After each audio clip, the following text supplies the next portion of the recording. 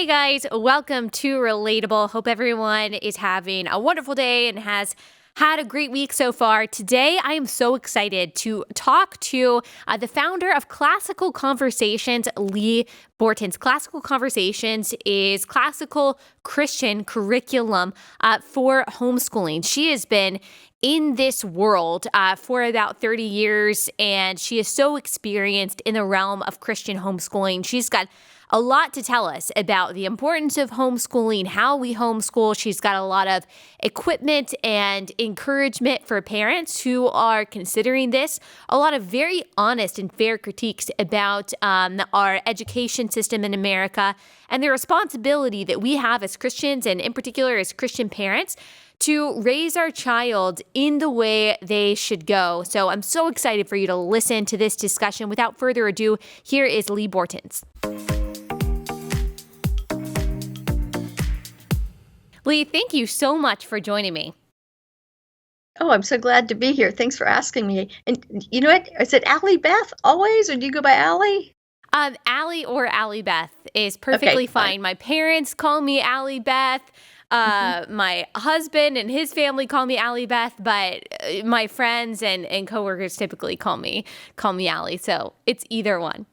But Great. I'm so thankful that you have joined me, and I want to first let you tell the audience who you are and what you do. So I'm the founder of Classical Conversations, and we did that in 1997, and it's the largest homeschooling network in the world. We are global. If you were to unite all the students that we have enrolled in Classical Conversations in the United States, we'd be about the 20th largest unified school district. That's how big we are. And so it's not the numbers that matter to me. It's that there's so many faithful families that are saying, I want to homeschool, and I want to make sure that there's like rigorous academics attached to it, as well as a really friendly community, and that there's somebody, a friend to homeschool with. And so that's what I do. And I did that in 1997. It's been growing ever since. And tell us exactly what Classical Conversations is for those who don't know.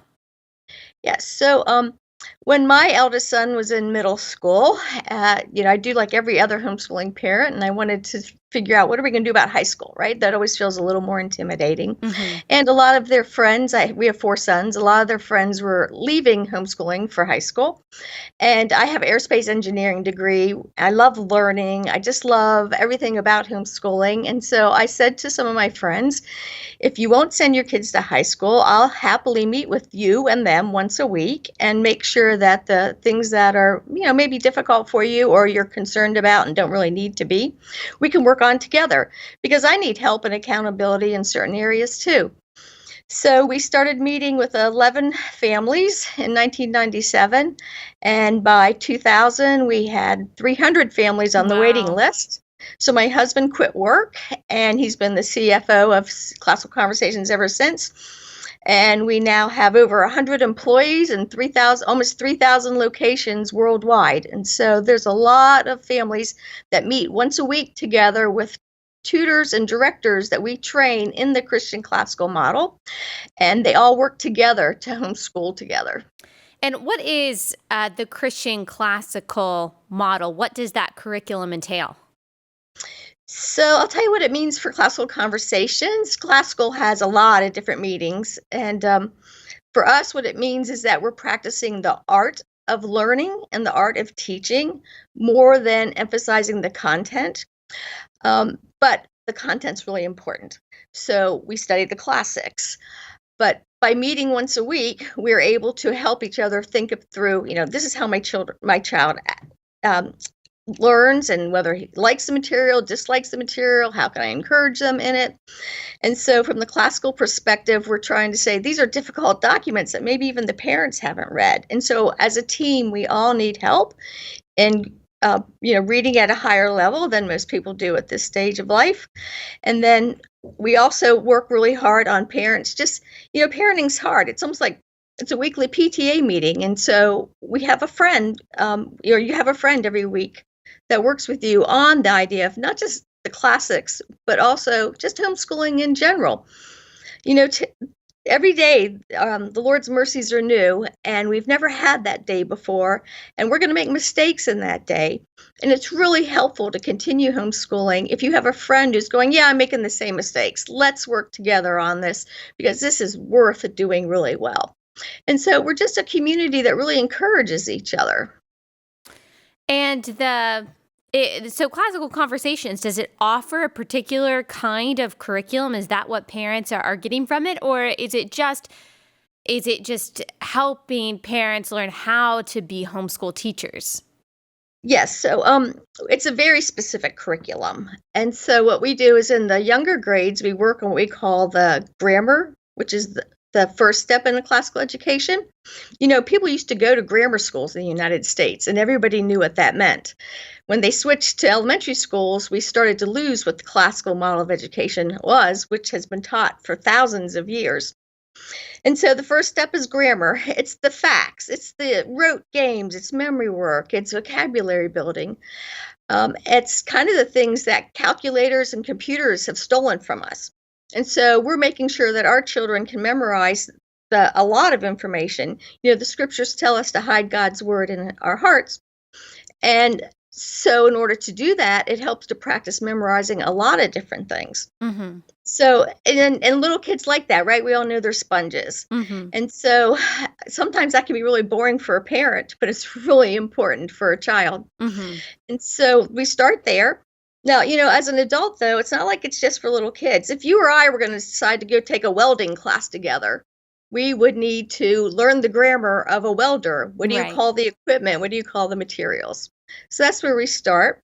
Then through middle school, we have a very specific curriculum and materials that concentrate on asking questions, logic, dialectic skills. And, that's so great because what do middle schoolers want to do? They kind of want to push back and they're asking a lot of questions and they want to argue with you. So we work Mm-hmm. on teaching them how to do that well and Mm. respectfully. Right. Right. So, and then the last stage for us is it's called the rhetoric stage, where now you have all this information you've memorized. You're asking really good questions. It has meaning to you. What are you going to do with it? Right. And so we like to compare that to the gospel. First you hide God's word in your heart, and then you need to, really ask the Lord to show you his purposes for you and ask a lot of questions. And then finally, once you really have secured that this is my relationship with the Lord, not my parents, but my own, how are you going to go share the gospel? And so whether it's through scripture or math or Latin, we're always practicing these three skills.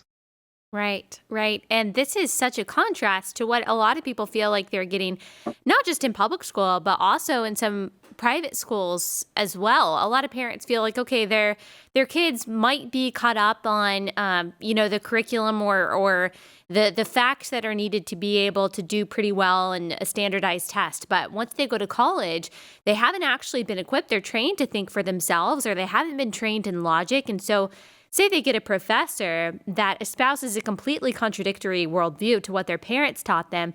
They don't, in some cases, actually have the tools to be able to critically think through that and to think about the opposition to that.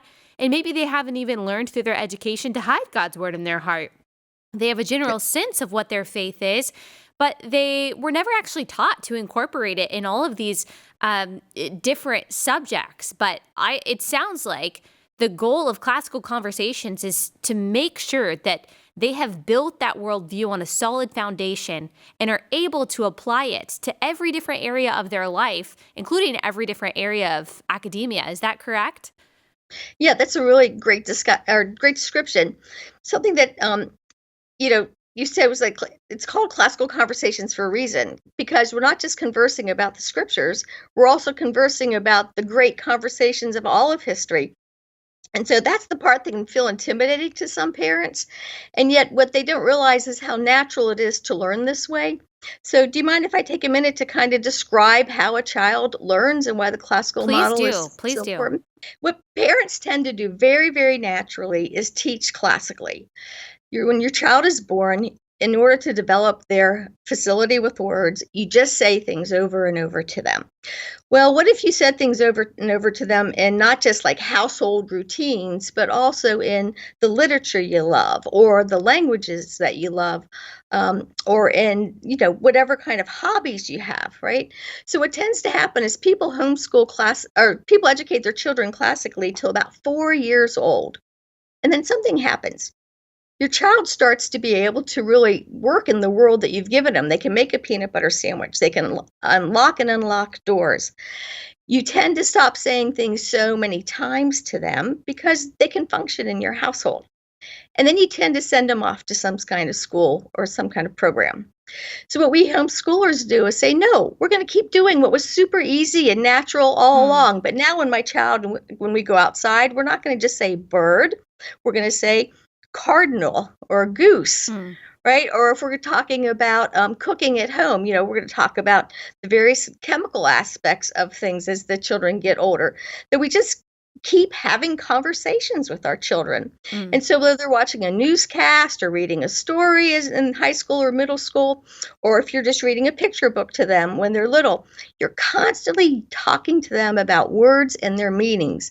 And the reason why we do this as Christians is because we know the Word made flesh. And if he calls himself that, words must be pretty important.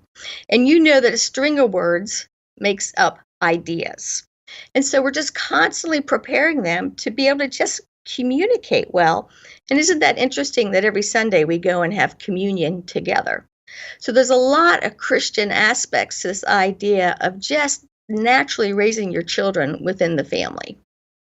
Right, right. And why is it that this seems to differ so much from what kids are getting when they go to school? It doesn't seem like it's conversation based or kind of just a natural progression of thinking through the things that we already know, but it's this very general and standardized way of learning that might not work for kids who, learn in a variety of ways. Why is there such a stark contrast between the classical conversational way of teaching kids and what most kids get when they go to, just your average school? Well, it's really hard to have a conversation with 20 or 30 people in a room, right? And that's the first thing. So just institutionally, it doesn't set you up for this. Then another thing is school is either, or not just school, anything regarding with children is either easy for the kids or easier for the adults. So what the school systems have done is put together really good systems for the adults to operate in, to work at. Well, if it's efficient for the teacher, it's not going to be efficient for the child. So that's something that is just in the way, right? It's all about the NEA and the unions and the leadership. Right. Now, an individual teacher, of course, might care very, very much about the children in the classroom, but a lot of things constrain that teacher. Then another thing is we have lost our cultural heritage, right? That's what this election's been showing us all. We don't even remember what the Constitution says, let alone that there even, that there is one. Right. And, the tearing down the monuments and all that kind of stuff.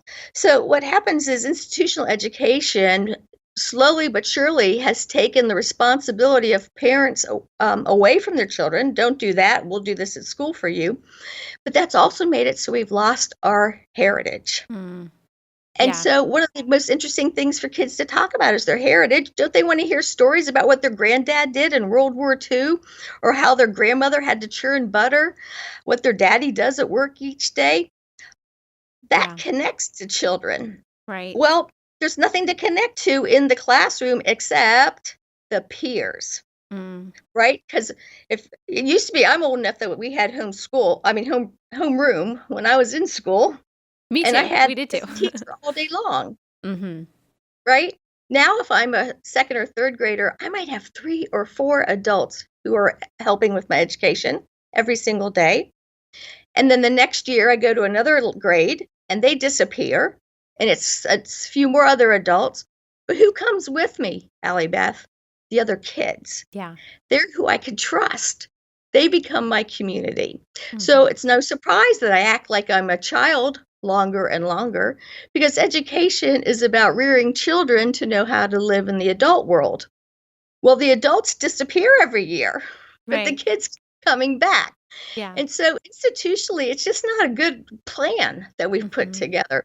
The one-room schoolhouse back in, 100, 200 years ago was a lot more efficient than what we do now. Mm. And what about for parents who say, okay, that might sound good, but I think that, there are some socialization benefits to my kid going to school rather than just spending time with parents all day. I've heard this said, and obviously I disagree with it, but I want to hear the opposition from you too, that, kids who are homeschooled, well, they become weird because they don't spend enough time with other kids. And at least at school, they're not only spending time with other kids, but they're learning about different people's views, and their views are sharpened by confronting, different worldviews of other kids. What do you say to people like who say things like that? Well, I'm pretty sure I know some weird kids that went through public school. So there's just children that are different. And it's really sad that anybody would call them weird Yeah, because they're uniquely made, right, in God's image. yeah, And some of those children who really struggle with social skills probably need more parenting, not less parenting, mm, in order to overcome that. So mm-hmm. that's the one thing I say for people who think that there's something odd about any child, as we should be helping them. When it comes to the social activities people refer to, if you've been in the homeschool movement more than a few months, you'll find out there's so many activities that, we just laugh at it. Really, homeschool is a bad name for what we do. It's Yeah, more like it's family school or global school. We're hardly ever in the house, yeah, right? We're always with other people. And that's one of the reasons I started Classical Conversations is I wanted my children to have a group of peers once a week, not something that overtook their lives, with the parents in the room so that we were all learning together. And yet they could study the things that maybe they weren't going to naturally study on their own. Now, you don't have to be in Classical Conversations to do that. There's homeschool co-ops all across the United States. You can do online learning. You can just, you know, go to the mechanic down the street and learn how to work on cars. There's educators everywhere you go. mm, School and education are not synonymous. And so socialization, I think, for homeschoolers is a lot better because they don't sit in a building for 12 years in right. rows. They're constantly out in the community serving. Right, right. What about parents who think, okay, fine, you might be right about that, but I'm just completely unequipped. Either they feel like they're financially unequipped. They think that, maybe one of the parents quitting a job, they're not going to be able to afford to do that. They're not going to be able to afford to homeschool, or they feel like, God has just not equipped me to be a teacher. I want to homeschool, but these things are holding me back. What do you say to those parents? Well, on the financial side, everybody has to learn how to govern their own finances. And, a couple years ago, I had an older gentleman at my house, and there was all these kids running around, all these homeschooled big families. And he looked at me and he said, I wish we'd had more children. And so I said, well, why didn't you? Like, explain that to me. And he said, I thought I had to provide for them. I didn't know the Lord would do it for me. Mm, So, first, getting our sight on Jesus might calm down some of that, anxiety. Secondly, COVID has showed a lot of parents across the United States that you can figure out ways to be with your children that you probably never thought of before. So what I have found is that whether it's through COVID or, you can look back in history at refugees and camps or movements where, moms were trying to figure out, should I work or stay home? mm, Parents always figure out in good and bad circumstances what to do with their children. So sometimes the easiest solution, sending them off somewhere else, isn't necessarily the best solution. And I've had a number of parents tell me that even in the public school, with having to pay whether it's cheerleader fees or travel fees for sports or true. whatever it is, they're probably paying more for school than they thought they were going to. Hmm. So, just some of those kind of considerations. But I really recognize that it can be really hard for people to homeschool if they have, income insecurities. But I thought that's what the church was for. Hmm. Why aren't we helping folks in that situation? Yeah, So I would say good that's my point. fault. If you're my neighbor and feel like you can't afford to homeschool, I should go over and find out what can I do to help. Yeah, you're absolutely right. And I think that the church, it seems like, I don't want to speak for all churches, certainly, because Sure. I'm sure that there are a number of churches that are doing this correctly, but it seems like this isn't really a conversation that we're having uh, in our churches about the education of our kids. Sure, we have student ministry, we have children's ministry where they're learning something on Sunday, but it seems like we're not really talking about what our kids are learning Monday through Friday or Monday through Saturday and what it looks like to make sure that our kids are integrating the gospel and scripture into every part of their lives, in every part of academics. And that's just, I don't even necessarily have a question. It's just a commentary that I'm thinking through as you were speaking, that it doesn't seem like the church has stepped up and has said, look, we're going to support parents who want to educate their child in a Christ-centered way on their own. It's just kind of like, you know what? Just figure out what to do. It's not that big of a deal. We'll take care of the rest at church. But that doesn't seem like it's totally sufficient to compartmentalize our faith from Monday through Saturday, especially when it comes to kids' education. Yeah, so how's that working out now? Right. Right. Public education is about 120 years old. It's a new idea. Mm. It's not been around a really long time. And it's a socialist idea. It was started about by progressives trying to figure out what to do with immigrants, some reaction to the Catholic churches that were going on. The Yep. Protestants wanted to have a way to make sure our country, that the immigrants coming over had the Protestant work ethic.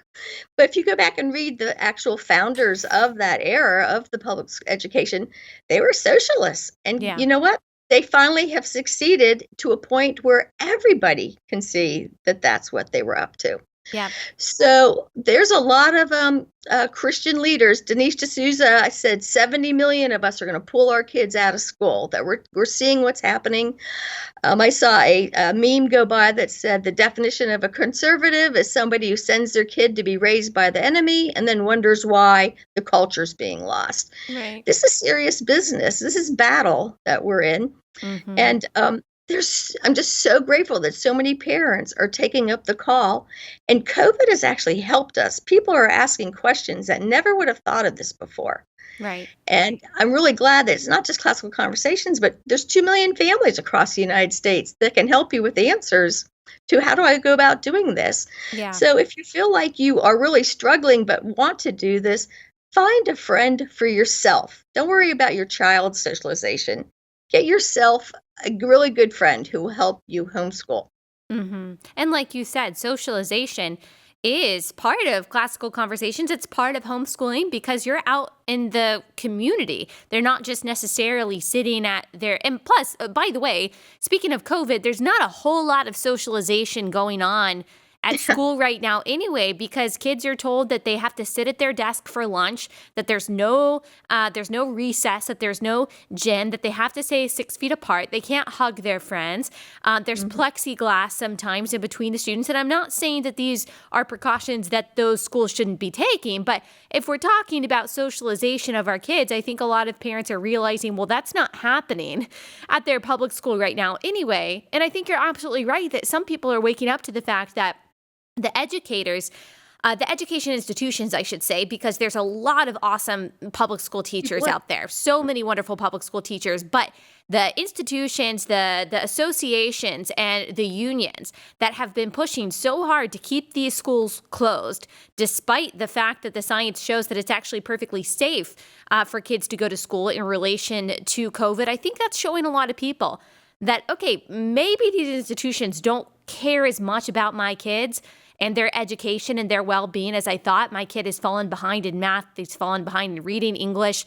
Maybe I am better equipped, some parents are saying, to take the reins in the education for my children. So while I really hurt for parents, single moms who don't have another option but to send their kids to public schools, I'm also encouraged by the flip side of it that there are parents who are realizing, okay, that education system is not best for my kids. I know what's best for my kid. And maybe I am really equipped to do something like this.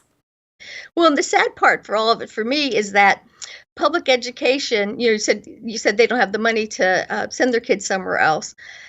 The reason why you don't have the money to send your children to another school is because we have public education. Public education makes private education expensive Right. because all the resources are pushed to one place. And so within a free market, if we actually would stop with some of our silly bureaucratic regulations of what education is supposed to look like and how it's supposed to be implemented, school would come down to the cost of education in school would come down to a place where everybody could afford it. You know how Right. I know? Because it used to be that way. Everyone could afford to have their children get a decent education. Right. Right. And we know So that that those public schools, those public institutions, as all bureaucracy does, they dislike competition, which is why a Joe Biden administration and the teachers' unions that he is beholden to fight so hard against charter schools and so hard against school choice. Because school choice, it ups the quality of all the institutions, because if the money follows the child, so a parent can say, you know what, I'm going to take this taxpayer money and I'm going to send my child elsewhere. While a public school says, okay, well, we got to get it together because we don't want all these families to leave. But right now, a public school gets money no matter what, even if they're failing, even if their teachers are incompetent. And it doesn't matter how many students move away, and because the school is bad, they have no incentive to spend their dollars better or to teach the kids better. But if we allowed that competition, like you said, then that can improve everyone's education. Yeah, and I'm not talking about those kind of choices. They're still government funded choices, Allie Beth. That's Yeah. not freedom. Freedom is free market where you have to come up with the money for your own child's education. So we need to reduce the cost of private education by reducing bureaucracy. We need to do more about private scholarships for children so that if I want to just give my neighbor some money for their children to go to private school, there's better systems in place for that because I might be older and I might not know who needs some money at that time, right? So we can put some things in place there. There's certain kind of educational models I would have sent my children to, but they're against the law. And so we really need to examine what education means instead of this, even private schools, they still replicate the public school model. There's so many other ways to educate that people don't know what they are because we've only had one model for said over 100 years. Private school follows public school systems, and most homeschoolers follow public school systems. Mm. It's really hard to not be the frog in that kettle and break out into a paradigm where we're free indeed, and it's truly Christian education with the resources the Lord provides, not the state. Right, right. Um, you talk a lot about free market education and the importance of the free markets. Can you talk a little bit more about that? Why you're passionate about that, and how Classical Conversations teaches that to the kids who are involved in it? So the main thing with classical conversations, what we teach about the free market is we just have the children in high school in particular reading a lot of original source documents by free market thinkers. They'll read people like Adam Smith and economists like Hazlitt. I'm losing my mind right now. I can't think of all the names. There's so many of them, as well as they go back and read Aristotle and folks from pre-modern times and can see other solutions to things. So within classical conversations, we're just trying to broaden their point of view. For me personally, in trying to understand how I can help other parents to break away from the public school model, they need to realize that the two most expensive things are the administration of the schools and the actual buildings. Well, what if you had no buildings and no administrators, and you actually educated in smaller groups like they used to back, over 100 years ago? The smaller groups of people that were working with the children, very local, community-based, would be able to help them with all their specific problems because they'd know each other so well and they'd be with each other for many, many years instead of just for an hour a day and then changing, of course, over the course of each of the year with more and more adults involved. So it's just not a really helpful system. What used to happen is you'd pay a 17-year-old who was living at home with their parents to run the local grammar school. So all they needed to have was enough money, for because the workman's worth their wages, but they needed enough money in order to live within their means, and their parents were still raising and training them. I Mm. would love it if my little kids had been able to go to a 15, 16, 17-year-old for a few hours a day and a few months out of the year and been able to just play games that were educational and academic and work on their grammar. Yeah. That would be so inexpensive. Right. Right, Right. and then as kids get into high school age, why can't they work and pay for their education? Mhm. Nobody even talks about that, right? So I just look back to the older times and look at what my grandparents had to do. I mean, there's just, the whole snowflake thing, and I think about my father-in-law who worked to get worked on his engineering degree while he had 3 children and worked full-time to pay for them. But Mhm. now we don't want to do that's too much at once. I can't do that. Right. So we just don't have a vision for how people can work harder and differently. And of course, it's against law for me to hire a 15-year-old to run a school, Yeah. even that was very, very common 100 years ago. Right.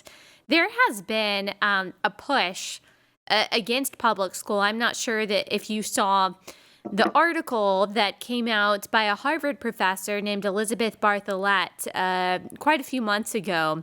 And it didn't come out of a vacuum. It had been talked about and has been talked about for a long time. And we're seeing this actually around the world, a push against homeschool because of the idea that parents shouldn't have that kind of quote authoritarian control over their kids. They shouldn't be able to indoctrinate them, and kids really need to understand public values and things like that. Have you felt in your own experience with homeschool the political opposition to parents educating their children? Well, that's been the case since we started in the early 80s, right? It's come and gone. There's been different things that we've had to battle that we're battling now, but that's always, been around.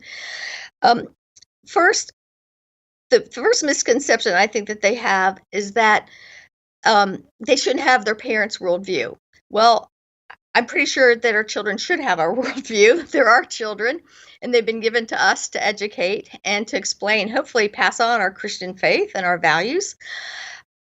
Children are going to have somebody's values. Right. So, why should Exactly. somebody else define whose they're going to be? Why would the parent not be the one that you would come to first? And then none of us live in a bubble. We all live in neighborhoods and we go to church and we go to the grocery store. Well, we used to. But there's people who can see what's going on, right? That's really, really rare where that there's extreme cases where 13 kids are locked in the basement. That doesn't happen among homeschooling families very often, but it happens in a higher percentage with public school families. Hmm. And then you look at the abuse of their mind if they're not taught well. Nobody ever talks about that. When you go into school, if you come out of there unable to read, write, and do basic arithmetic, why are you not suing the school? Right. Right. Yes. Exactly. So there's always an authority, and we have to decide who's going to be the authority. Yeah. And so sometimes as a culture, you have great institutions that do that. But like, look what's happening now with COVID and science. Like, science is this God instead of an institution, and it's become scientism. And Hmm. it's just totally used out of proportion to how science normally would have been looked at until like even 2 years ago. It's really kind of bizarre how quickly Hmm. it's happened. Yep. And so it's like, taking in the whole picture, and homeschooling parents in general want the best for their children. Sure, there's days where you're like, could you just go to public school? I've had it up to here with you, right? But we can't relinquish our responsibilities. And it's so really wonderful because when I've had a bad day, you know what, Allie, Beth, I go to sleep Hmm. and I rise again and I see his mercies are new and I can start over. Right. But every evening I have to repent of how I've raised my children and the places I've disobeyed the Lord. And so people just often ask these questions and have these pushbacks because they don't have Jesus. They Yeah. don't know how powerful he is in helping us in the roles that he's given us. And Mm. so if it's the UN and WHO and folks like that, I don't even know why they would have anything to do with a family in general, but they're not going to have the worldview of a mother and father who are sacrificing a whole lot in Yeah. order to make sure their children are fed, clothed, and educated. And people have been doing that for thousands and thousands of years with Right. no government help. Right. Right. We've almost been conditioned to believe progressivism, which is, I think a lot of people, whether they consider themselves actually progressive or not, have been influenced by some of its ideas. And one of its ideas is that you, parent, are not fully equipped to raise your child. You actually don't. The Lord has not given you all of the tools that you need. Hillary Clinton's famous mantra, it takes a village. And of course, as believers, we do believe that we need community help, we need church help and things like that. But this idea of your child not fully belonging to you, but kind of belonging to the state or belonging to themselves, and you actually need the help of the government to be able to raise your child. I think some parents, without realizing it, have internalized that doctrine and have decided, well, I'm not fully equipped to raise my child. And something I've said on this show, even though, I have babies and I'm not there yet, what I do know is that parents love their kids more than the state does.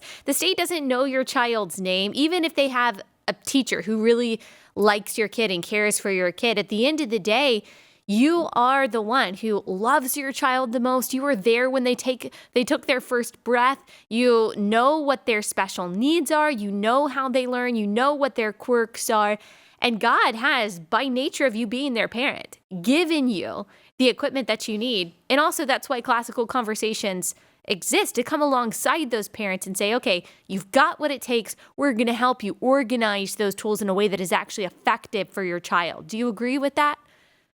Yeah, Christians across the globe will say our responsibility is to teach our children God's word. But the way he set it up is that you teach them his word while you're walking through his world. Mm. And you use the things of creation as both symbols and metaphors and reality of what it means to be a Christian. And so we have so dissected the world from education and both of those from our Christian faith that modern parents don't know how to integrate those things. And so what we're trying to do in classical conversations is yes, we have a very academic strand in our high school and middle school, but in the younger years, we try really hard to help parents just learn how to live with their children. Mm-hmm. Right? We've lost that, especially if you yourself were, didn't have intentional parents, or were maybe orphaned, or maybe your parents, were at work so much that you didn't really get to see how to be an adult. And we're trying to recover that. We have so much damage that we have to recover from. And people worry a lot about, our math credits or physics, and we have all that. But we don't think that's the most important thing. We think Right. the most important thing is to be able to pass on your love of the Lord with your children. And if you can't show them how the world reflects that, they become cynics and think you're Mm-hmm. just reading another book, because they don't see how everything unites in a Christian worldview. They Yeah. think that things are neutral, and they absolutely are not. Right. And that actually is something that I was thinking as you were speaking. People like Elizabeth Bartholet and the academics and the politicians who push against homeschool and say, oh, it's scary for parents to indoctrinate their kids. It's because they think not only that the state is better equipped, but that secularism is actually a neutral worldview, whereas Christianity is, extreme right wing, whatever. Secularism is neutral. Well, nothing is neutral. I think it was C.S. Lewis that says the entirety of the universe is claimed by Christ or counterclaimed by Satan. Secularism is just as dogmatic a worldview, just as rigid and ritualistic a worldview as any other. And so I think for people who are worried about, parents indoctrinating their kids with a certain ideology, like you've said so well, kids are going to be indoctrinated, They no are. matter what. Or should they be indoctrinated by the parents who love them and who know them best, or should they be indoctrinated by an impersonal force that doesn't have their best interest at heart? That's the choice. That's really the choice that we have between the two. It's not a choice between indoctrination and not indoctrination. They're going to be indoctrinated. They're going to be under an authority. It's up to parents to decide whose authority should your child be under, correct? Right. Let me give a really concrete example, because a lot of people will agree with us, but they don't really have a day-to-day understanding of what we're referring to. So for me, the fact that my 4 sons at middle school age, approximately, grew taller than me is a very important Christian principle. Because if a mother can't look up to her son, who else will do so? So even God's plan for how our bodies grow tell us how we're supposed to treat one another. Hmm. So we as classical Christians are constantly reading each other's materials and books from the past and the present, trying to say, help me grasp how a Christian would look at this, because I've only been trained in how a non-Christian would look at it. And so once you start recognizing that, you know what, if your children's bodies are growing fast, they probably aren't going to learn much that year. But if it's a period of time where, they're in their own bodies, boy, I bet their mind's growing. Mm-hmm. And so learning to just see your children for who they really are is probably the best thing I've got out of homeschooling, is because I've had to live with them every day, whether I liked it or not. Yeah. Right. Right. And so I'm constantly looking for ways to say, oh, this is this way because, whatever the difficulty is, because I need sanctified as much as my children's minds and bodies need disciplined and discipled and mentored in the ways of Christianity.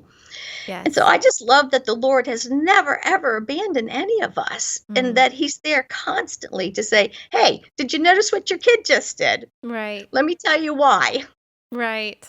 Yes. Amen. I love the way that you have framed that. And it's so clear that you do this and encourage other parents to do so for the glory of God and through the Lord's sustaining strength. So much when we think about obstacles that we're facing or something difficult like homeschooling our kids, we think about it without the sustaining grace of God. And it's so clear that that is what you encourage parents to rely on in the education of our kids. And I'm so thankful for that. If you could tell everyone where they can find you, where they can find your resources and learn more about you, and any final encouragement that you have for parents. So you can reach us at classicalconversations.com, and we have a plethora of materials for parents, articles, webinars, videos, all kinds of things that can help you.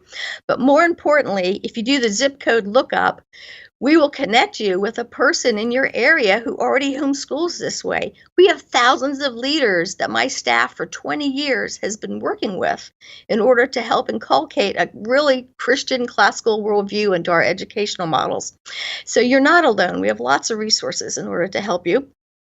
And then my other encouragement would be to do probably the same thing they tell you on an airplane. If there's an accident or something, put your own oxygen mask on first. You'll be a much better homeschooler if you focus on yourself and what you're going to do in order to lead your children, whether it's through a Latin lesson or a baking lesson or planting a garden, it doesn't matter. And that if you would just spend a few minutes ahead of your child getting ready, or maybe sometimes a few seconds, you'll find yourself doing a lot better as a homeschooling parent than if you're always focused on your child, because you know what's in your head. You don't always know what's in that little kid's head. Right, right. Well, thank you so much. This has been so equipping and encouraging, and I'm just so grateful for everything that you do. And I know that a lot of parents are going to be challenged by this, convicted by this, and reminded that they're not alone in this endeavor, especially if homeschooling is new for them. So thank you so much for taking the time to talk with us today. You're so welcome, Allie, Beth.